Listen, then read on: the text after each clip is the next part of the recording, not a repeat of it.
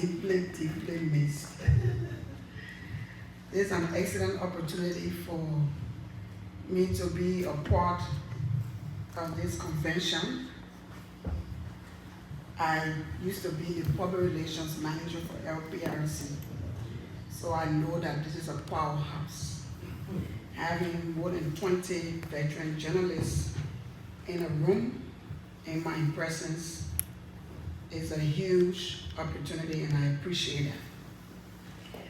I see that there are many journalists here that I do not know personally or whom I have heard about. I also know some of them by names, and I'm glad that today we can get together in such a unique environment for a very meaningful ceremony. Mr. Mason, the president of ALJA, and the executive committee members, the board of directors, the different chapter leaders, my sister and Ponce and her husband Timothy Brown, who woke me up 3 a.m. this morning to drive 6 hours to come here for this occasion. And ladies and gentlemen, it seems to me that your choice of me to speak on women in politics or the challenges may have been informed by the fact that I am the first and only female senator of my county, Bassa County. The only female senator of 29 men for 3 years in the Liberian Senate until 2020.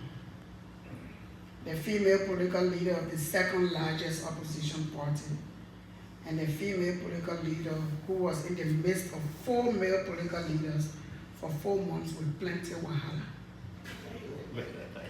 And the chair of the Women Legislative Caucus of Liberia.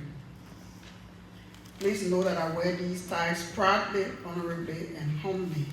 However, I must acknowledge that women are still at a disadvantaged point in political participation in Liberia. Although Liberia was the first African nation to elect a female president, and while Liberia currently has a female vice president, all 3 branches of government remain male dominant. Globally, Liberia is ranked 156 of 162 countries on the Gender Inequality Index and 160 out of 183 placements on the list of women in national parliaments or legislature. Whereas the average percentage of women in national parliaments or legislature is 26% for sub-Saharan Africa and 17.4% in West Africa. The Liberian women make up less than 11% of the 103 seats in the legislature. It is also very important to present a more detailed breakdown of the statistics per county and district to have a clear understanding of where we are as a country. Currently, there are only 2 women in the Liberian Senate out of 30, and 9 in the House of Representatives out of 73. Many counties, including Lima, Grand Julian, Maryland, Simon, River G, and Cape Mount, have not had active female participation in recent years, thereby keeping us further from political participation.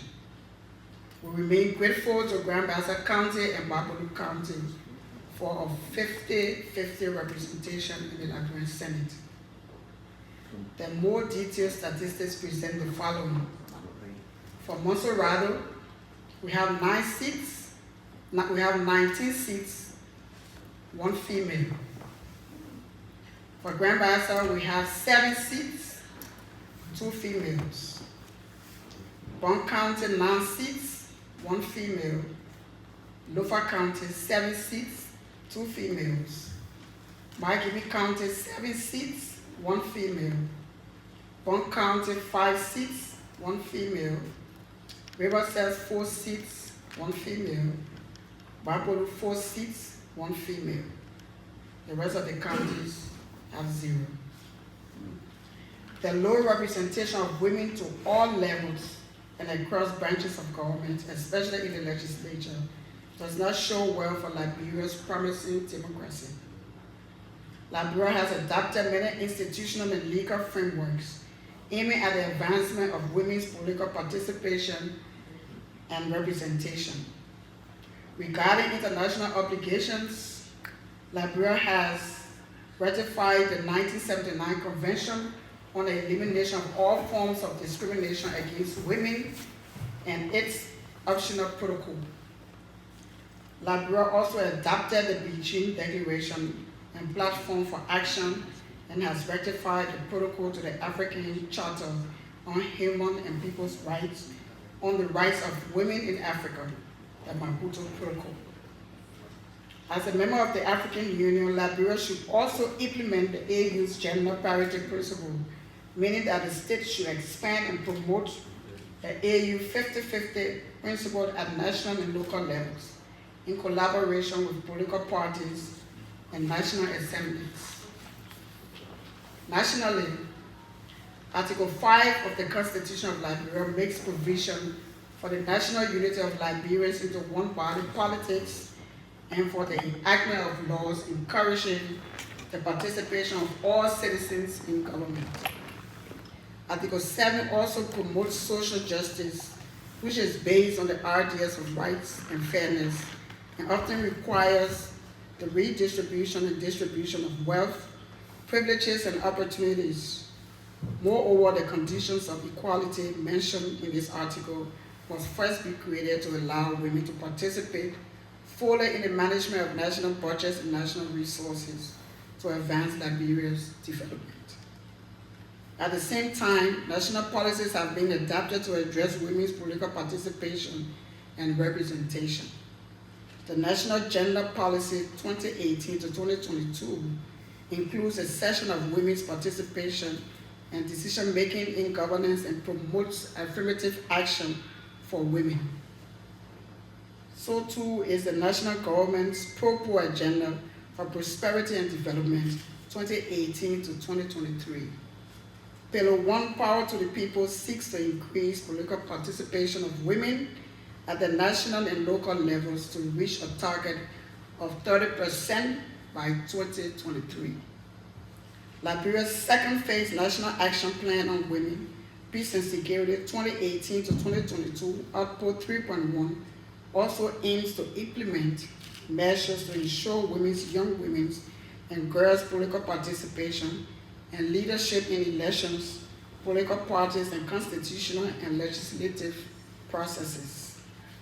The Revised Code of Conduct for Political Parties 2020 and a protocol between the National Elections Commission and registered political parties to address violence against women in elections and politics in Liberia, signed in 2022, should also provide an enabling environment for women's safe and free participation in political life. In the last 15 years, there have been several unsuccessful attempts at affirmative action for women in politics in Liberia. In the absence of a strong legal framework, the percentage of women in the legislature has fallen from 16% in 2006 to less than 13% in 2012 and 11% in 2014. After falling to under 10% in 2021, in 2022, the percentage is still under 11%. Because of the barrier to political participation, most women do not experience equality in politics, although they have a right to participate in politics on an equal basis with men.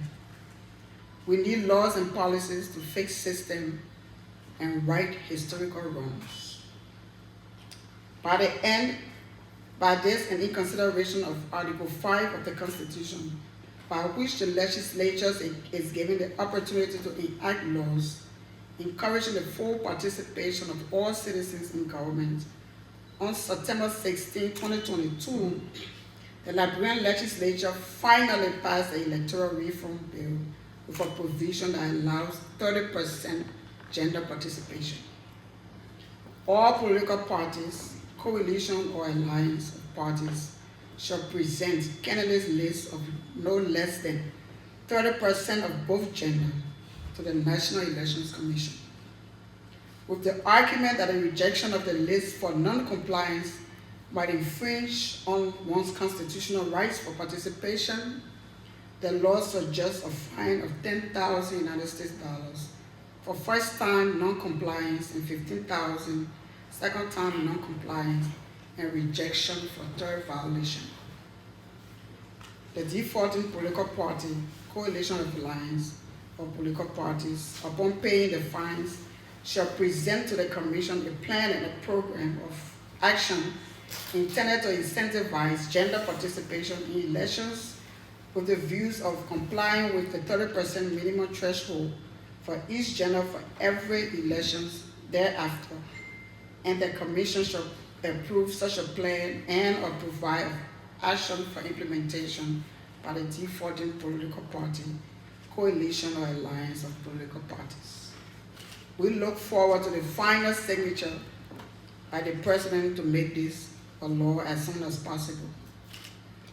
We thank our international partners, especially UN Women and the United Nations Development Program, as well as Democracy International, Kavina Til Kavina, National Democratic Institute, other donors in the diplomatic community, especially the embassies of Ireland and Sweden, the EU delegation, and the United States Agency of International Development for all the support for the passing of this bill. A strong democracy is one where women's voices are equally represented in local and national decision making, in local governance, from the town chief to the superintendent. A fairer, more equitable society depends on having more equal representation of women in governance. Equal representation is the right and fair thing to do, since women and girls are half our population. Women's voices matter and add value to decision making. Women often have different perspectives and experiences and approaches to solving problems.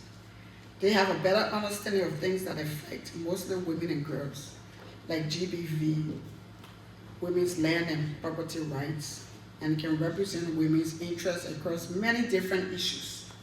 We need women and men making decisions together so everyone can benefit. When women are equally represented in national government, we see more investment in health, education, and social welfare. Having more women in leadership is also linked to longer periods of stability and peace. We have to work together to overcome the barriers to women's equal representation in politics. More women will lead when women and girls see more women leading. Having more women in leadership also provides role models for our girls and young women and can help challenge negative stereotypes about women leading. Before talking about some of the challenges in female political participation, let me first congratulate women who have taken the path of politics in Africa, and to be specific, in Liberia. They have shown a show of strength, bravery, tolerance, courage, commitment, and love for country. I do not think there has been any woman who came in politics and didn't stop for a few minutes after some strange encounters to say, what am I doing here? It is very tough, a game, and I want us to show some appreciation by giving all of them who are here in a way a big round of applause.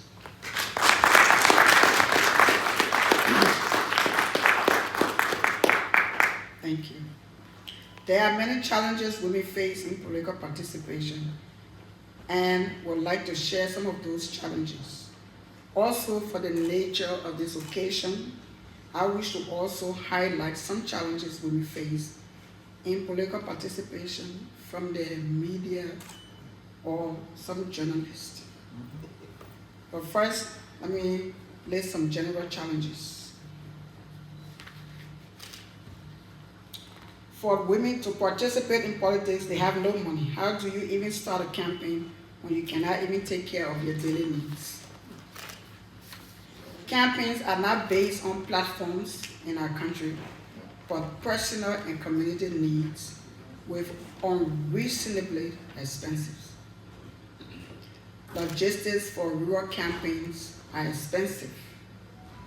Bad roads, long hours walk, canoes, etc. are very difficult for women. I have the experience where I have to stay in a canoe for maybe 20, 30 minutes. That's a long time to be in a canoe. I have walked 9 hours to one village and walked back another 9 hours. I have slept on roads where the cars break down and you have to stay in the mud until maybe someone can come to rescue the cars. I have driven to a place with 28 bridges, 2 state bridges, where people have to get down to direct the vehicle so you don't fall in the water. We come to voters registration process. If you do not participate with a team to monitor the voters registration process, your voting or whatever anticipation you have ends there, because they're where the victory is. How do you deploy all 3 counties and districts to monitor voters registration process when you don't have money and not many people there who are committed? The presence of poll watchers. I, in my county, have to pay 750 poll watchers, which is the least thing to do. Deployment and commitment and loyalty is another thing. In the midst of poverty, anyone can pay any poll watcher to make the decision against you. It's a big challenge. Love relationships. The men have their own strategies. In most of the districts and counties, there are women leaders or women cheerleaders who are very influential that you depend on to win your votes. The strategy from men, one of the key strategies, they make sure that those women are women that they engage and have a relationship with during campaign, so their loyalties are turned over to men and not to the women. Traditional barriers, including the mindset that women belong to the kitchen and the farms. Can political parties help? I said no, because political institutions are not institutionalized and depend on few people to survive. By this, upon winning elections, they see most of the lawmakers are not committed to the ideology of a party, and that's why it is easy to compromise in the legislature. Looking at the media challenges, I would like to make it more practical by relating to my own experiences. My first campaign week, there was a high demand for my team to appear on the radio station to have a talk show and interact with constituents. I then was the public relations manager at LPRC, employed by Madam Ellen Johnson Sirleaf because I have an encounter with her in the second round and she trusted my ability to be committed to processes. But my opponent had carried on propaganda that he was responsible for my employment at LPRC. So I'm on the radio having a very wonderful show, and there's a plan to have my boss called on the telephone to prove that my opponent was right. And my boss did not know that he was calling on the radio. So the radio announcer announced the number for the callers, but decided to use an alternative number for all of the people who were programmed. And that became a very terrible show because my boss came on there and misled the people in my county, and he didn't know what the situation was. I got very upset, and that was bad journalism. And up to today, I have not gone back to that station. My first day in session for induction, I had an induction ceremony, and right after the induction ceremony, there was a huge debate with the senators. And the debate was so intense until I sat there and I was like, what am I doing here? Then I walked out of session and I was approached by a journalist about my plans for the first 2 weeks as a senator. And I said, this is my period, the first 2 weeks would be my period of orientation. And there was this huge headline that I came to the Senate with an agenda. And it went out of proportion. And it ran for at least a week. And then after a few years, I became the chairperson on Rules, Order, and Administration in the Senate. Then there was a rule that no journalist should come in when session is on. And if you made an attempt to come in there while the pro temp was already in and the session is on, the sergeant will ask you out. When the sergeant of arm did that, because I was the chairperson on Rules, Order, and Administration, the journalist went against me, and there was a story for almost 2 weeks of domestic violence because of that rule. And I had to answer to international partners for wrong reporting. Also, we have bad experience with journalists being loyal to political leaders and political institutions because they have financial agreements. And I've experienced that, not just cattle, but there are agreements where they agree to report only for a particular political leader or a particular political institution, whether you do the right thing or not, and they deny audience for other political actors, whether you are doing the right thing or not. Even if you do the right thing, it's reported against you. And we know in 2017 we had the experience as Liberty Party that almost all of the radio stations were shut down to the Liberty Party. Everywhere you went to the major radio stations for talk shows, they would tell you that it's already booked. So we didn't have the opportunity to campaign on most of the radio stations. And there are also corrupt practices with media institutions. Like just recently, I know there's a media institution that has been reporting seriously against some of our work because they align with a political institution or political leader.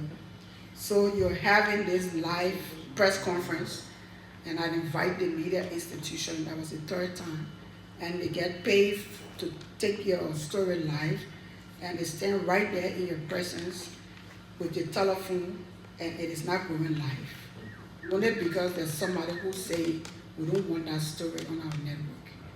And I had to shut it down when we realized that the 3rd time. And media institutions use insults and denigrating messages with no respect for the regulations. There's a radio station called Freedom FM, where all kinds of names are used, especially on female politicians. They call you grown-up woman, Opojo, husband killer, that's my famous name, all kinds of things. There's no way to regulate them because some of those stations, especially that particular station, is owned by a government official, and PUL cannot do much about that. It's a huge challenge. Social media is also a huge challenge, especially on talk shows by women. The women they make a lot of negative statements, negative posts and comments, discussing experiences while I watch it. And I had a very disgusting experience. And one of it was, there's one day where I decided that at least I was getting a bit sober and I could sit to watch the live video. It was like 6 months later of my husband's funeral. And as I was making a tribute, I saw insults from women who have different talk shows in the midst of grief. Those are some of the challenges. There are many hate messages, and I'm sure most of you have followed. How does it affect women? Most women are discouraged by what they hear on the radio and follow on social media. It's very disrespectful and toxic.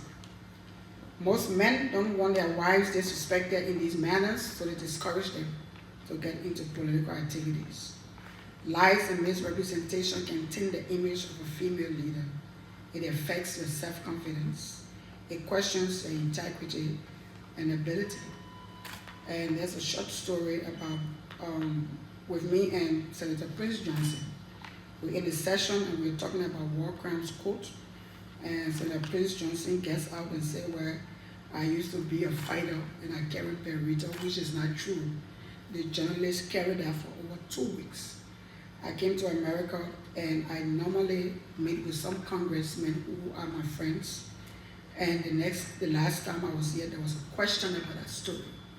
And fortunately, Agnes Taylor had clarified, and it was in the media, so they were able to retrieve her story to see that that story was a lie. So journalists do not do research. They report stories that will destroy the future of people, only because they are paid to do that, but they don't have interest in that person. The media is one of the key pillars in the governance structure of every country and in strengthening our democracy. They are here to ensure that there's transparency and accountability and a balance in our governance structure, especially where key branches of government are compromised. They should research the facts, expose the wrongs, balance their reports, and advocate for the right decisions to be made at all levels. They need to stop going after personality and deal with the issues and get results.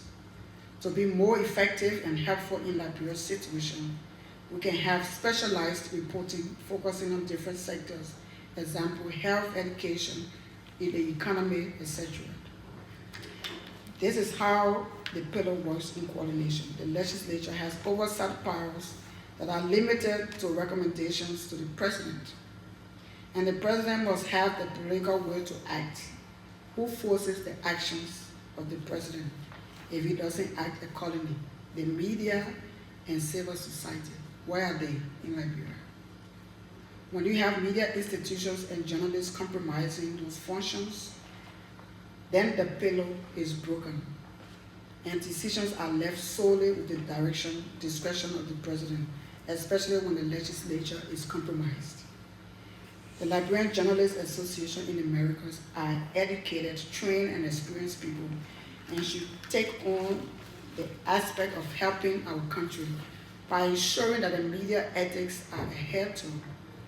The PUL, which is the regulatory body, is strengthened and independent. Young journalists who are up to the task are given the opportunity to build their capacities, and the rights of the journalists are protected.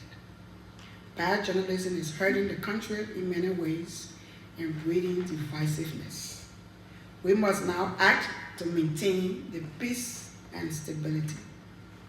2023 is the most crucial year. We must make a collective decision on where we go as a country. The media and journalists are playing and continue to play the most important role in times like these. Let's play our role beyond relationships, loyalty, and compensation. The future of Liberia depends on all of us. Thank you.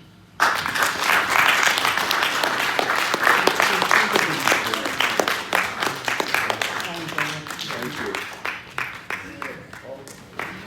Senator Nyonblee will hold you to the fire in a minute.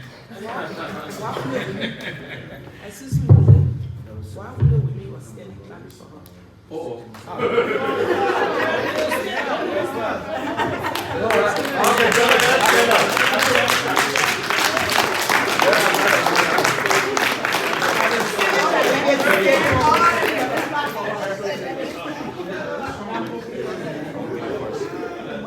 I was standing before you. I think we have a lot of questions. Just to, as a moderator, I will just recap quickly. The senator talked about journalists being loyal to political leaders and institutions. She also talked about censorship in the media. She talked about the participation of women in the Liberian politics without money. She talked about the traditional barriers. She talked about lies and misinformation, misrepresentation. She talked about the strengthening of the president of Liberia. She talked about journalism being one of the crucial things to look at in Liberia and how we can specialize our reporting. And I mean, you guys took a lot of points from the Senator Nyonblee. Karnga-Lawrence, want to say thank you for that great presentation, and I want us to give her another great round of applause.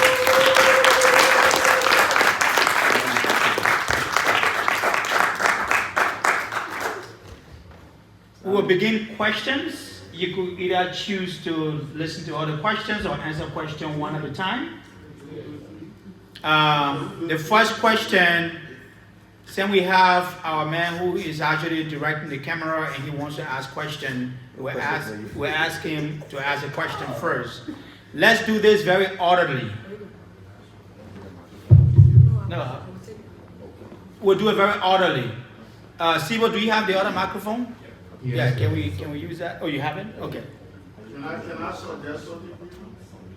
Yeah. Can I suggest something? Yeah, we will take questions until the president tells us that the lunch is ready.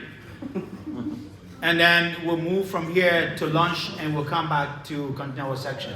Just a quick suggestion. We don't want to move fast and we do 3 questions and he answers the 3 questions. That basically depends on the senator. So, like I said, I give her the option to do question one at a time or listen to the questions and answer the questions. Cyrus. Thank you very much, Senator, and I'm proud to be from Grand Bassa as well. My name is Cyrus McGee, and you spoke a lot about challenges that women face, especially in electionary process. My first question is, what's keeping you afloat? What can you say to women that you think they can, draw strength from to be like Senator Lawrence? And secondly, you own, or your family own, D15 Radio. You talk about, politicians owning media institutions, with some of them with direct, TOR or whatsoever. What message do you give the D15 family as it relates to having a level playing field for other political parties other than just the Liberty Party? Thank you.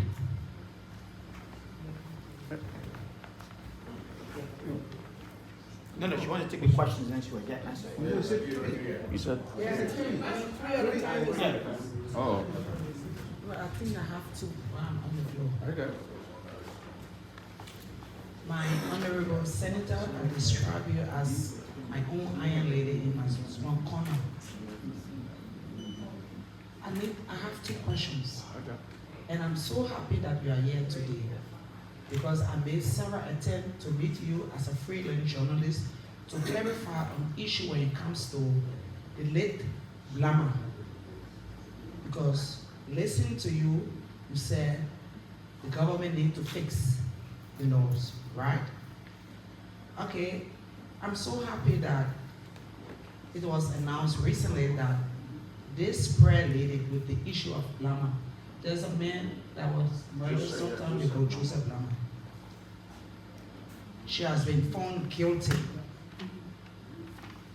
I'm happy that you're here. I'm happy I'm asking this question because there were a lot of rumors. I tried to stand for you, but I couldn't. So I want you to clarify, how do you feel that this prayer woman today has been found guilty and have been justice for the Blama family? And what do you think government, especially you from Grand Bassa, can do for the Blama family?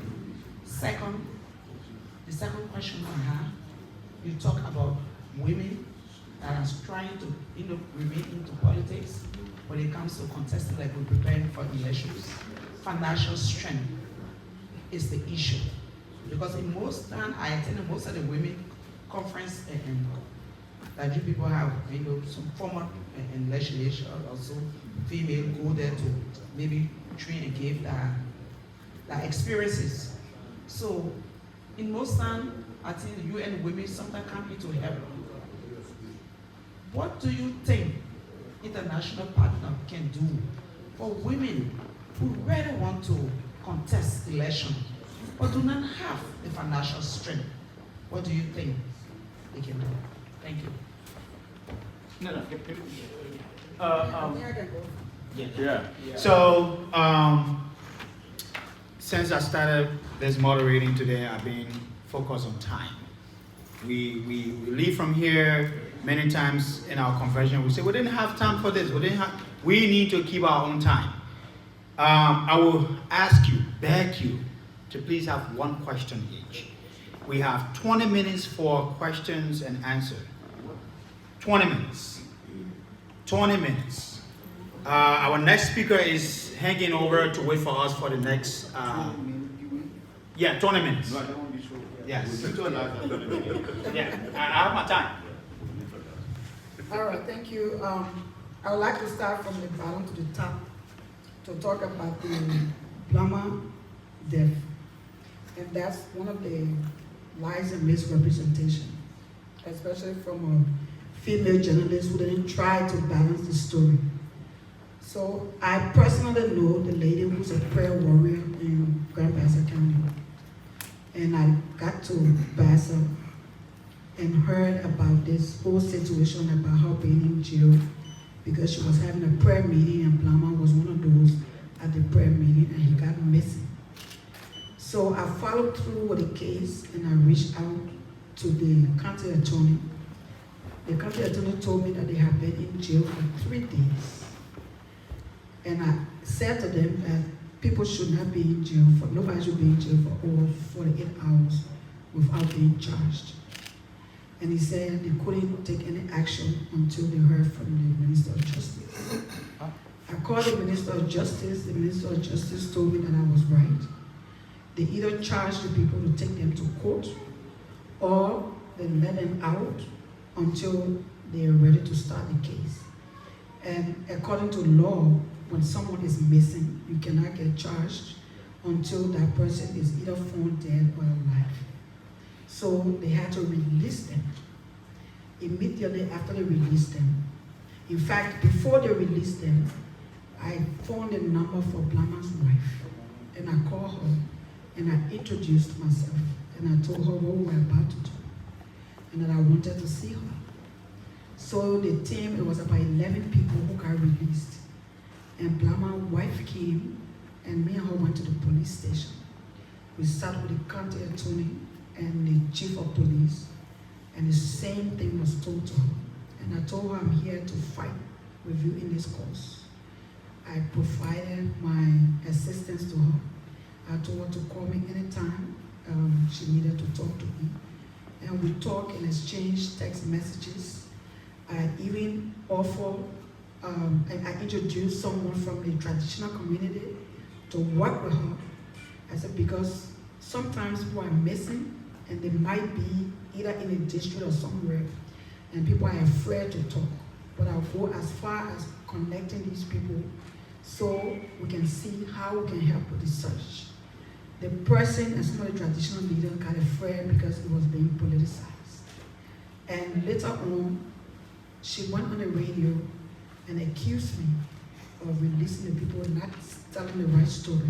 I think I had to write a statement to clarify. When Blama's body was found, the people were arrested.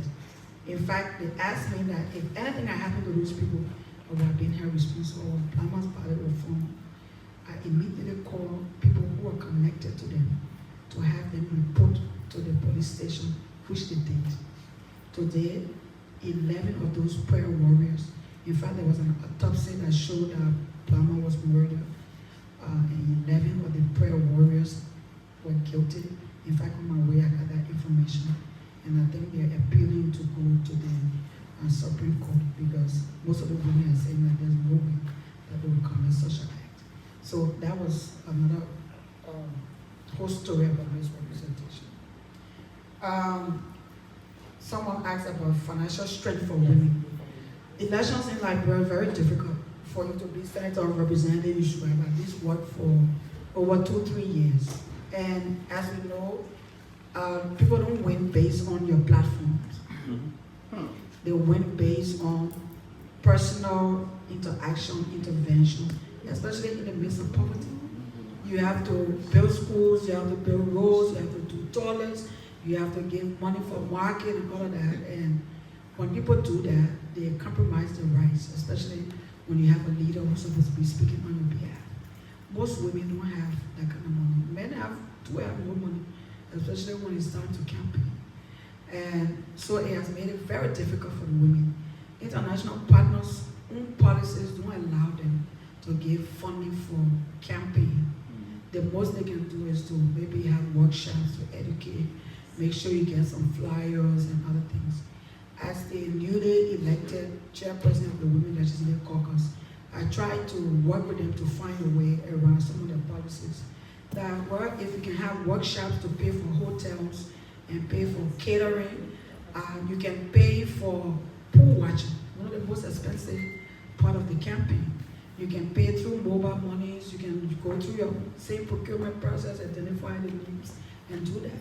You can pay for town hall meetings for the women, because they're all part of the kind of conferences that we need to have. So we did a whole plan, and one of it is to retain the 9 women we have in the representative, and we're looking forward to meeting our aspirants to see how we can streamline to attract candidates to help. I have tried many times to raise money for women. During the last elections, there were 5 candidates in the CPB, and I had a fundraiser dinner, and I raised minimum $5,000 for each of them, including Madam Ide Kondo and them. So sometimes I try, to do that, but it wasn't easy even for myself, to win an election. So that's a major challenge.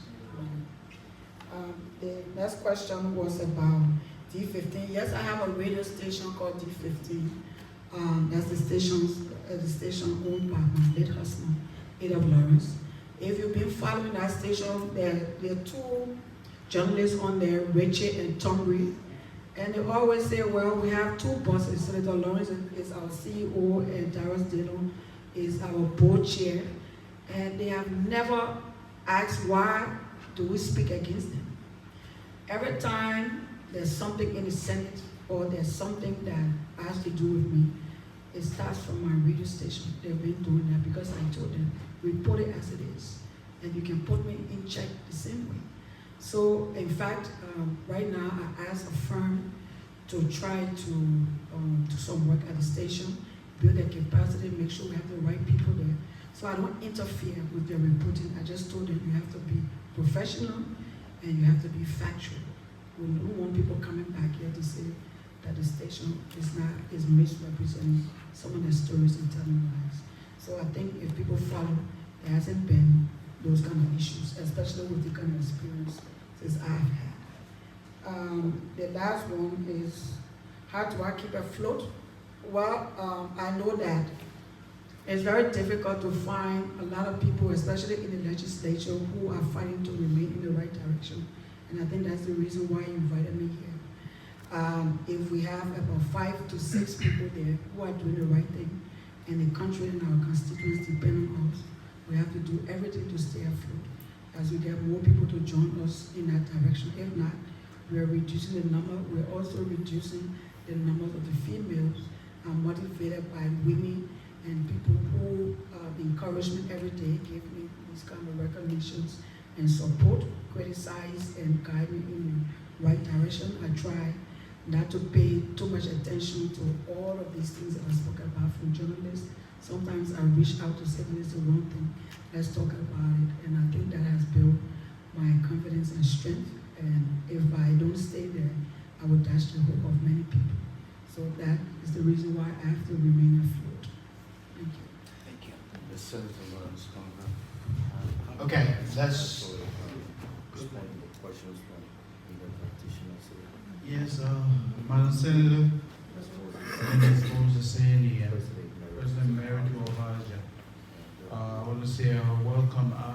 I'm really concerned about the bill that was recently passed by the legislature, which calls for 30% representation of female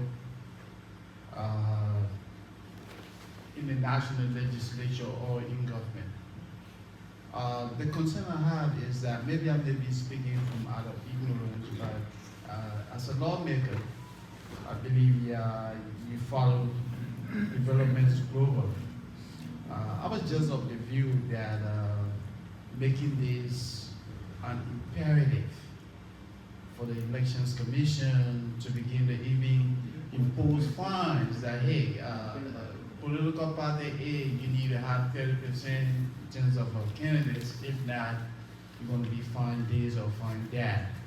I was wondering if this is not a form of a challenge for political parties, because in Africa, you know, what I've learned over the years is that we have male-dominated society, and women representation most of the time is not that people stopping there. And I'm not trying to come across as being insensitive to the rights of female, but to make it a law. It's just doable. And I would like for you to name 1 or 2 countries globally where this is applicable. Thank you.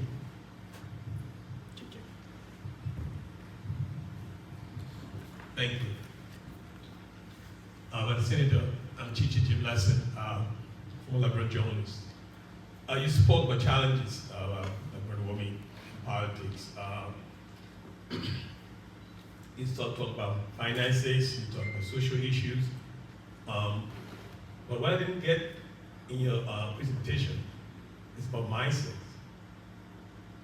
I normally come across a basic issue in our country. About anything for that matter, it's mindset. We have to change the mindset of our people, how to think. Has that ever come across in any of the women meetings that you have to change the cultural, social mindset of the people? Because in my thinking, I will believe, I might be right, I will believe, that males and females in Liberia face the same level of poverty, regardless.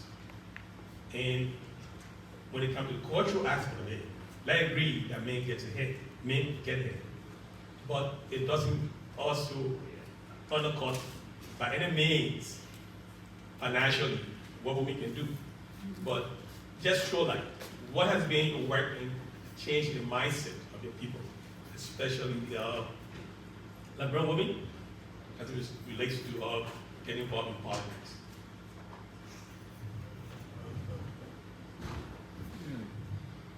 Madam Senator, you were in the Senate when you recently passed this law. I know many people misunderstand the law to be in favor of women, but I think the law itself said no one gender. So you cannot have less than 30% men, no less than 30% women. So, looking at what Giblasi just said, the mindset of Liberian people, women getting involved in politics, does the new wave of campaigning using vulgarism against women, can we consider that as a major thing that is holding women from really participating? So the Senator will take these 3 questions and then we'll have the last 3 sets. 3 now? Oh. I thought it was 2. What last 3 said? All right, so from the bottom, there's a new way of campaigning. Well, I said that, I mentioned that in my presentation. I said most women are discouraged by that.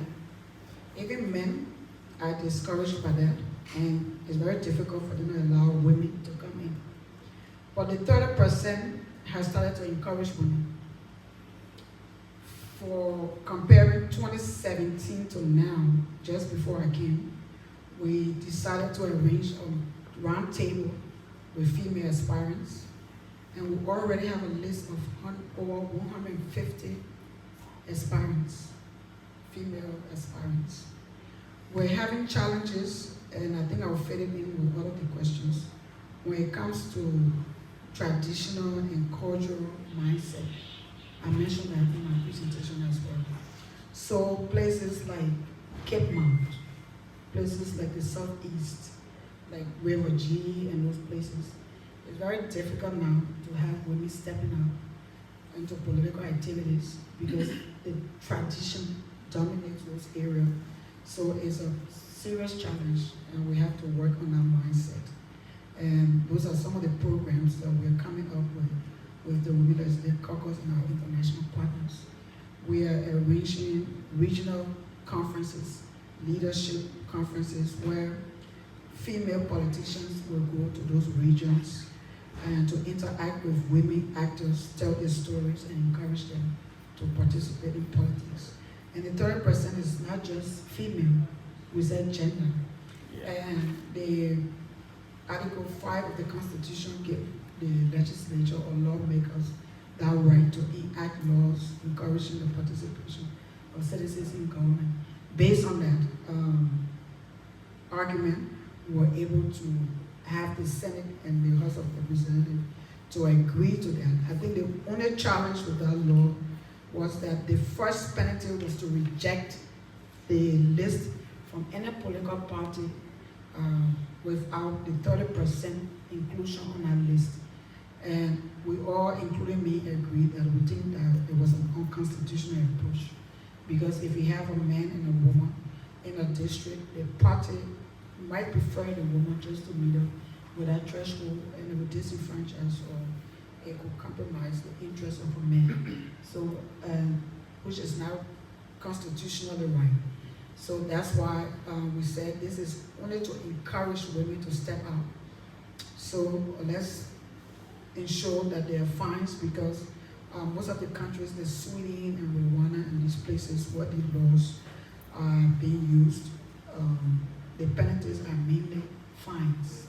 Political institutions are paying fines, and they are also encouraged to spot young women and train them and bring them up to leadership.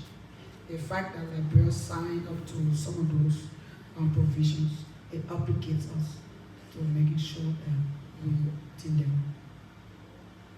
There was a question about it. I think I answered 3 questions. All 3, yeah, okay. So question will continue here. Okay. This is convention.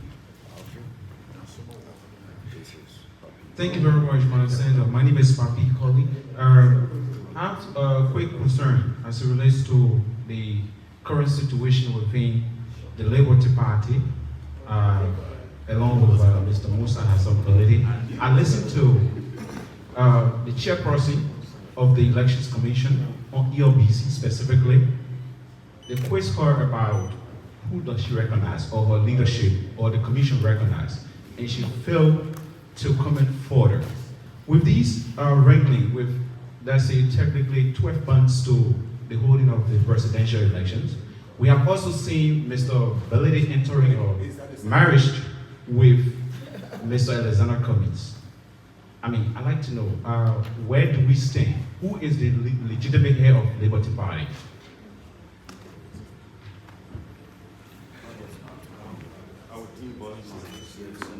Okay, Senator, there is Joe Batua.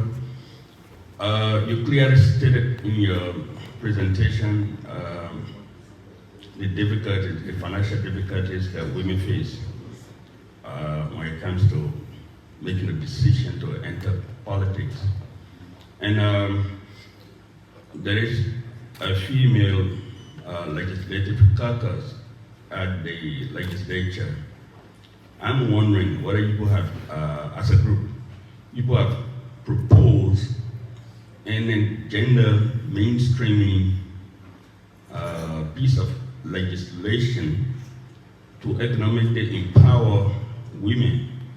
Because when you are economically empowered, then it might serve as an impetus for entering politics for those who may have political orientation. Thank you.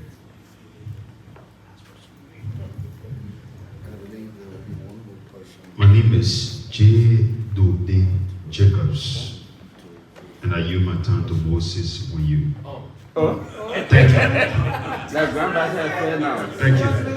The Grandmaster Solidarity, so that's fine.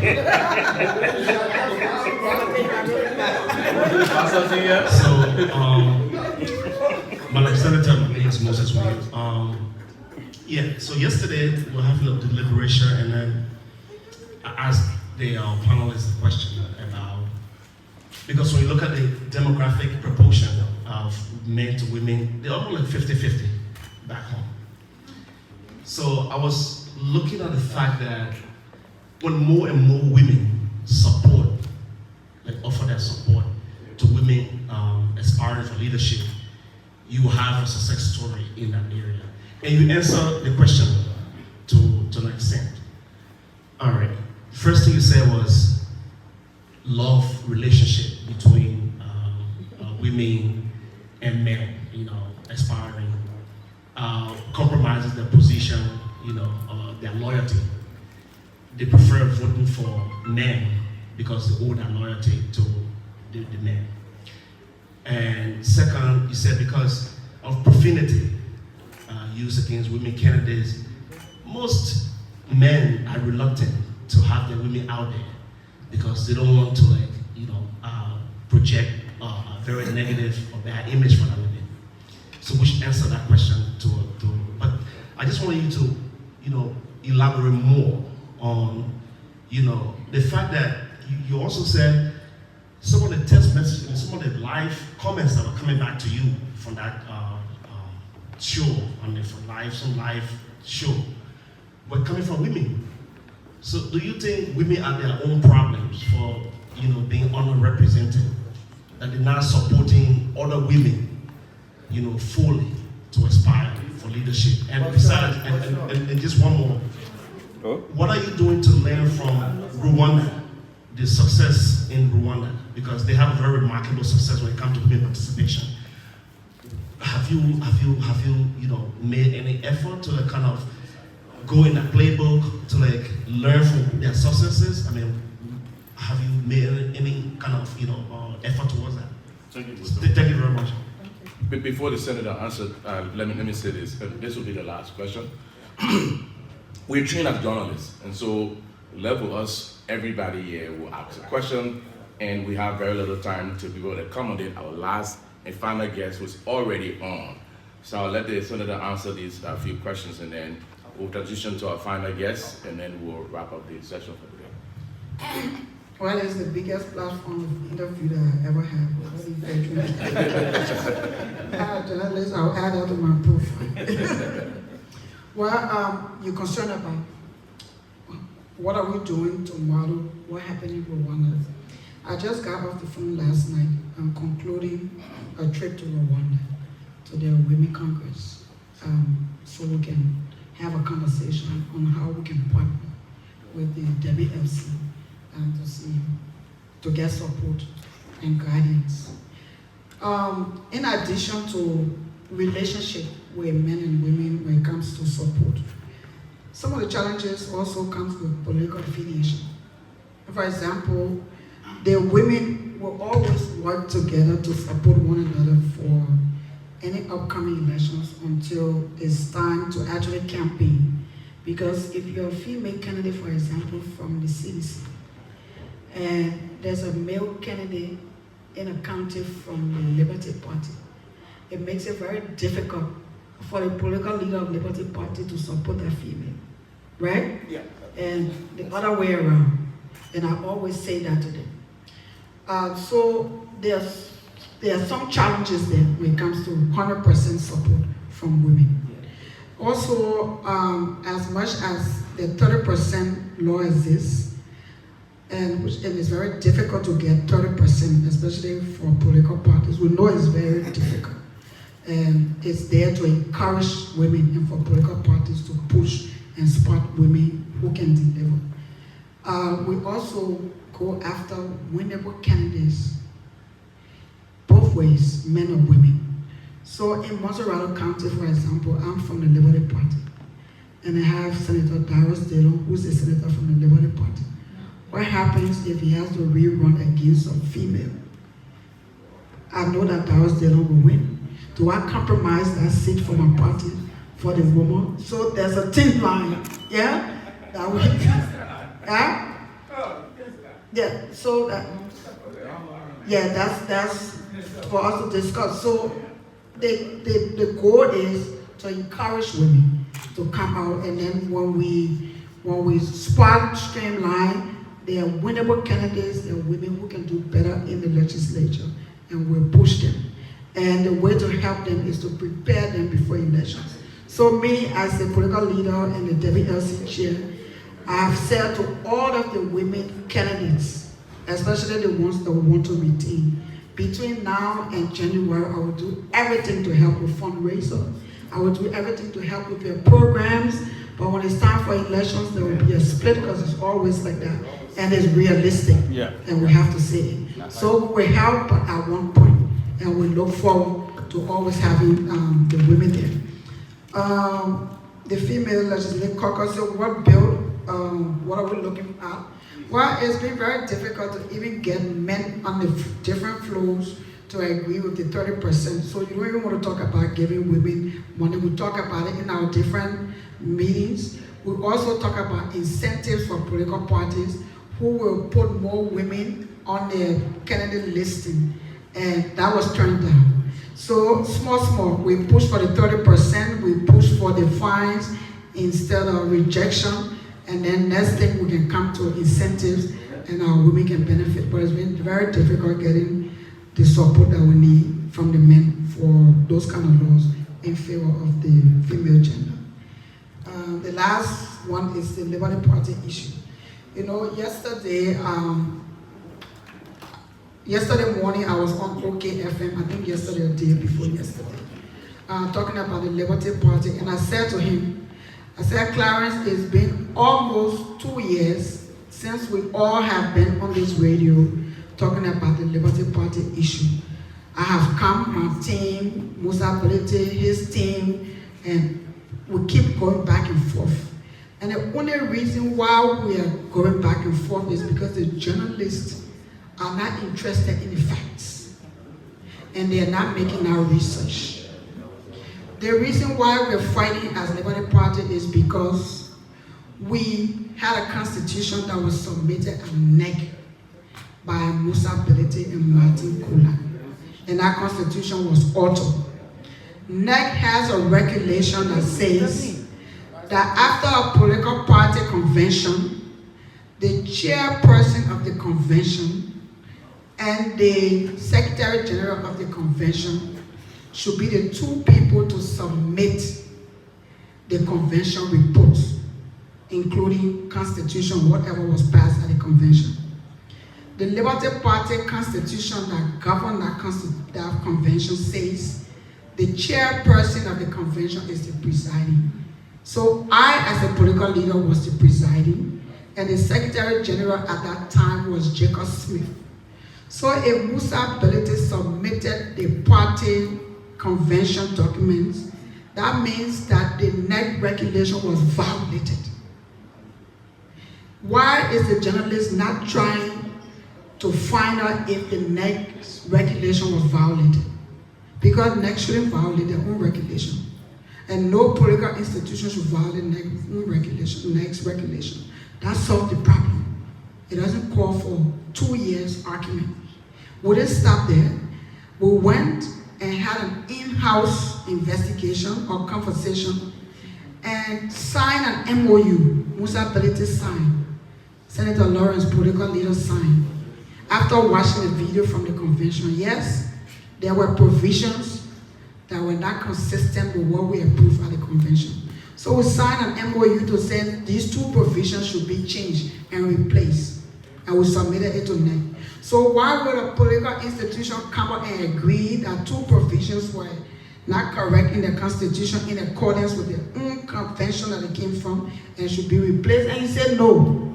So don't you see that there's a problem? And that problem is not right for the young democracy that we are talking about, and even the elections that NEC has to monitor. So that's why I said at the end of the day, it's the journalists or the civil society who's supposed to push for us to get these results. But you continue to interview me and say, oh, you expel and you this. How can a man expel someone on a constitution that is being questioned, especially for alteration, which is a crime? Do I need to tell the journalists what to say about that? But when the journalists take sides and they push the story around for almost 2 years, what else can you say? NEC is compromised. Even some of the decisions from the court. There are issues with it. So NEC is compromised. 2023, if it doesn't go right, it affects all of us because we decided to take side in the wrong direction. And that's why I have announced that October 21st, we take petition to all of the international partners so they can actually be aware of what the issues are. We're going back to court so the court can force NEC to close on this case before 2023, because if it disenfranchises the second largest opposition political party, there could be problems. There are thousands of policies that I have no control over. And we can't dispute that the base of the political party, Liberty Party, is controlled by us. The political leader title is not in question in all of the confusion. So there's no way that Musa can make a decision over what I can do as a political leader. Thank you very much. Can we give the senator a big hand clap? Thank you. Thank you.